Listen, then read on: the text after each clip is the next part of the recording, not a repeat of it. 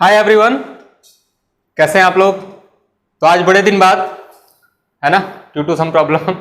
तो खैर आज हम बात करने वाले हैं एटवुड मशीन पर लॉज ऑफ मोशन का एक स्पेशल सा टॉपिक है। बहुत ही हर चैप्टर में आ जाता है लॉज ऑफ मोशन का ये वाला जो कॉन्सेप्ट मैं ले रहा हूँ एटवुड मशीन का, है ना। तो ये पुली ब्लॉक सिस्टम आपको सामने दिख रहा है। हमें यहाँ पे बताना है कि इसका एक्सेलरेशन क्या होगा और साथ ही साथ इस रस्सी में टेंशन कितना होगा, बेसिकली ये बताना है। जनरली यही पूछा भी जाता है ना। तो क्वेश्चन ये है कि अगर m1 is greater than m2, मतलब कि इस वाले ब्लॉक का मास अगर आपका क्या है, ज्यादा है, इस वाले ब्लॉक का मास ज्यादा है दूसरे वाले ब्लॉक से, तो बताना ये है कि एक्सेलरेशन कितना होगा, एक्सेलरेशन ऑफ ईच ब्लॉक, और साथ ही साथ इसमें टेंशन कितना होगा। ठीक है, तो सिंपल से अगर हम बात करें तो दोनों के एक्सेलरेशन की अगर हम बात करें तो दोनों का एक्सेलरेशन का मैग्नीट्यूड क्या होगा, सेम होगा। क्या बोला, दोनों के एक्सेलरेशन का मैग्नीट्यूड क्या होगा, सेम होगा। इसका मास ज्यादा है तो हालांकि ये नीचे जाएगा ए एक्सेलरेशन से, तो ये उतने ही एक्सेलरेशन से ये वाला ब्लॉक ऊपर जाएगा। Got my point. दोनों का एक्सेलरेशन बेटा क्या होगा, सेम होगा, क्योंकि अगर हम बात करें कि किसी टी टाइम में जितना डिस्प्लेसमेंट नीचे होगा उसी टी टाइम में उतना ही डिस्प्लेसमेंट इस वाले ब्लॉक का ऊपर होगा, तो डिस्प्लेसमेंट दोनों का सेम होगा। और अगर डिस्प्लेसमेंट दोनों का सेम होगा तो हम क्या बोलेंगे, वेलोसिटी भी दोनों का सेम होगा, और अगर वेलोसिटी भी दोनों का सेम होगा तो उसको भी डिफरेंशिएट मारेंगे तो एक्सेलरेशन भी दोनों का सेम होगा। तो एक कंस्टेंट से आता है कि इस वाले ब्लॉक का एक्सेलरेशन क्या होगा, सेम होगा। If number of blocks connected by one string then the acceleration of each blocks are same. तो सबका एक्सेलरेशन क्या होगा, आपका सेम होगा। हमें यही एक्सेलरेशन की वैल्यू बेसिकली बतानी है। तो सबसे पहला स्टेप क्या होना चाहिए कि ब्लॉक पर क्या दिखाना है, आपको फोर्स दिखाना है। तो फोर्स दिखाना है तो रस्सी में क्या लगेगा, फोर्स लगेगा। एक तो हमारा इस वाले m1 मास पे लगेगा, फोर्स लगेगा जो धरती माता खींच रही होंगी। धरती माता का प्यार जो होगा वो कितना होगा, आपका m1g। ये m1g से इस ब्लॉक को धरती माता खींच रही होंगी। इस m2 पर भी फोर्स लगेगा, धरती माता अपना प्यार दिखा रही होंगे, इस पर भी कितना, m2 इंटू में g। ये तो मैंने ब्लॉक पर फोर्स लगाया, ब्लॉक पर फोर्स लगाया, और किसने लगाया, ये धरती माता ने लगाया, अर्थ ने लगाया। इस पर m1g लगाया, इस पर m2g लगाया। तो सोच कर अगर देखो ये रस्सी इसको क्या है, सपोर्ट के लिए लगाया गया है, तो रस्सी भी इस पर इस वाले ब्लॉक पर फोर्स लगा रही होगी, और रस्सी में जो फोर्स लगता है उसको हम क्या बोलते हैं, टेंशन। तो वो जो टेंशन लगेगा वो टेंशन हमेशा पुली की तरफ लगेगा। टेंशन जो लगता है, मतलब जो रस्सी फोर्स लगाता है ब्लॉक पर, वो टेंशन कहलाता है। वो टेंशन हमेशा उसका डायरेक्शन किधर होगा, पुली की तरफ। तो इस डायरेक्शन में टेंशन T और इस डायरेक्शन में भी टेंशन T। लेकिन एक बात याद रखें, हम रस्सी को क्या लेते हैं, मासलेस स्ट्रिंग लेते हैं, और अगर मासलेस स्ट्रिंग लेते हैं तो मासलेस स्ट्रिंग पर टेंशन की वैल्यू क्या रहेगी, हमेशा सेम रहेगी। अगर रस्सी एक है तो एक रस्सी एक टेंशन, और अगर हम मासलेस रस्सी का यूज कर रहे हैं, मासलेस स्ट्रिंग का यूज कर रहे हैं, तो टेंशन की वैल्यू हमेशा हर जगह क्या रहेगी, सेम।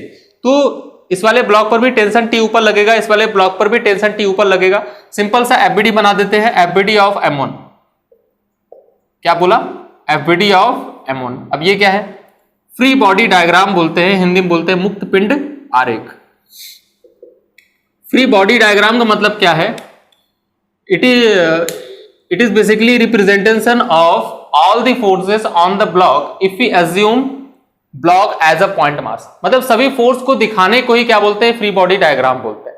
तो m1 मास का अगर हम फ्री बॉडी डायग्राम बनाएंगे तो m1 मास ही हमने बना दिया। ये ब्लॉक है m1 मास का, जो a एक्सेलरेशन से नीचे जा रहा है, इस पर टेंशन का डायरेक्शन है बेटा ऊपर की तरफ, और जो मास है इस पर जो फोर्स लग रहा है ग्रेविटेशनल फोर्स m1g।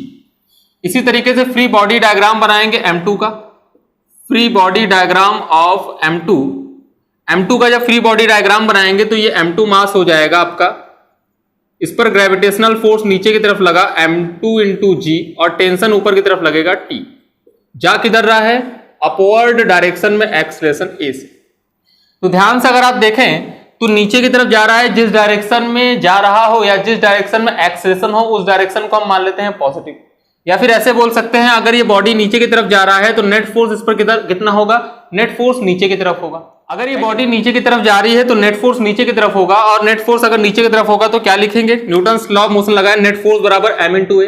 तो इस पर नेट फोर्स कितना हुआ, m1g माइनस में T, क्योंकि ये नीचे जा रहा है। नीचे जा रहा है तो नेट फोर्स नीचे की तरफ लग रहा होगा, तो क्या लिखेंगे, M1G माइनस में कितना हो जाएगा T, M1G माइनस में T is equal to net force M1 into में A।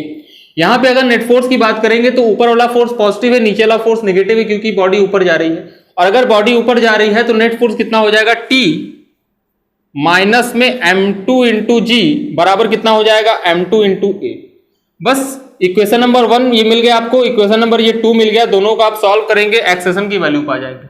दोनों को जोड़ देंगे तो टेंशन और टेंशन क्या हो जाएगा, कैंसल आउट हो जाएगा। यहां से ध्यान से अगर आप देखें तो यहां आ जाएगा M1G माइनस में मिल जाएगा M2G इज इक्वल टू, जोड़ा है हमने, ऐड किया है, तो M1 प्लस M2 इंटू में कितना हो गया A।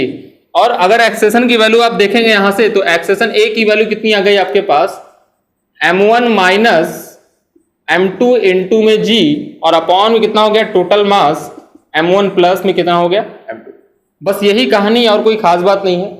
तो एक्सेशन का वैल्यू आपके पास क्या आ गया, acceleration A is equal to M1 minus M2 into G upon में टोटल मास, मतलब जो मास ज्यादा है उसमें से छोटा वाला मास घटाएंगे, इंटू में G अपॉन में टोटल मास, या फिर इसे कई बुकों में लिखा रहता है नेट पुलिंग फोर्स अपॉन में टोटल मास, है ना। नेट पुलिंग फोर्स, नीचे खिंचाव वाला जो बल है, खिंचाव वाला जो फोर्स है वो कितना है M1 minus M2G।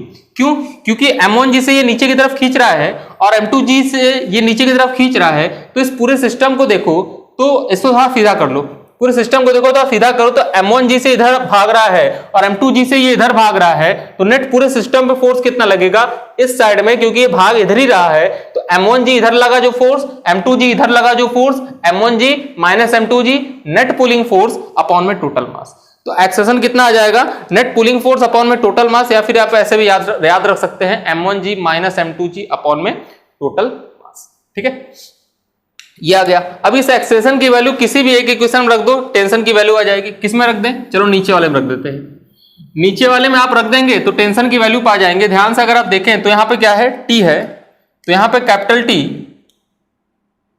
Capital T minus में M2G बराबर कितना हो गया M2 इंटू में A, और A की वैल्यू कितनी है, A की वैल्यू आपको दे रखी है यहां पर कितना, M1 माइनस में M2 अपॉन में कितना है M1 प्लस में M2, और ये आपका है G इंटू में M2G उधर जाकर प्लस हो जाएगा, M2G उधर जाके प्लस होगा तो कैपिटल T की वैल्यू कितनी आने वाली है, कैपिटल T की वैल्यू आने वाली है M2 ब्रैकेट में कितना हो गया M1 माइनस में M2 इंटू में G अपॉन में कितना हो जाएगा M1 प्लस में M2, और उधर जाके ये प्लस हो गया तो कितना हो गया M2 इंटू G। सही है, तो ये हो गया आपका M2 इंटू में G। M2G यहां भी है, M2G यहां भी है, कॉमन कर लीजिए। कॉमन करके इसको सॉल्व करेंगे तो कैपिटल T की वैल्यू आपके पास मिल जाएगी। ध्यान से देखें, मैं इसको सॉल्व कर देता हूं पूरा, है ना जी। तो capital T is equal to M2G common हो गया, M2G कॉमन हो गया, आपके पास क्या बचा M1 माइनस में M2 अपॉन में क्या मिला M1 प्लस में M2, यहां प्लस में कितना हो गया 1।